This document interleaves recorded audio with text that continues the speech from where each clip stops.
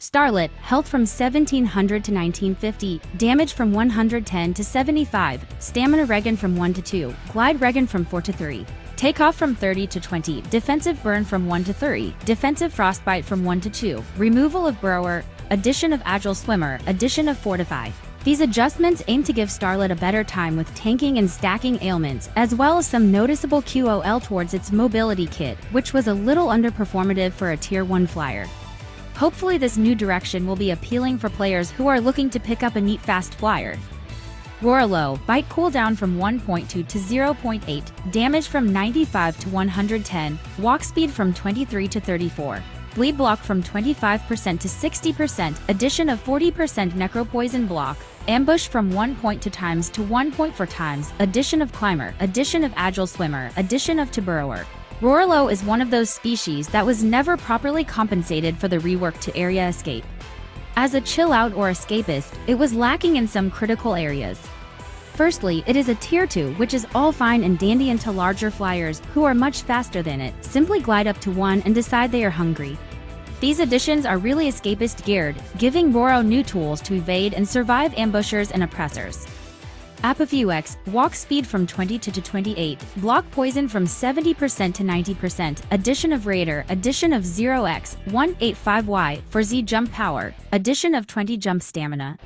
Players were quick to indicate that they crave the same sort of jump that recently similar climbers have gotten, while giving it Raider allows this guy to scramble away and try to find suitable escape paths. The increase to its poison race is a given here. This guy is one fuel cell away from total nuclear meltdown. Muravil, block bleed from 40% to 80%, addition of 40% block injury, addition of 30% block burn, health from 4000 to 4400, addition of 1 bleed attack, addition of 1.5 defensive injury, addition of tail attack 165, addition of jump 0 by 1.7 y-3z jump, stamina 20. Muravil is in an odd spot. It's portrayed as a stand-your-ground brutish herbivore that uses reflect to stack lots of bleed and deter predation. However, it is struggling to do that due to some old stats still remaining in its kit. Having just a little bit of bleed block on a crystalline critter felt weird and was anti-synergistic with its intended playstyle. So they've opted to increase its blocks to some of the more thematically appropriate statuses that a living crystal beast would have. This makes trading with reflect not so punishing anymore in one facet at least. The next facet, fleeing from larger flyers that its potent wing sure doesn't exactly deter, is hopefully being addressed at least in part by the addition of some defensive injury and a tail attack.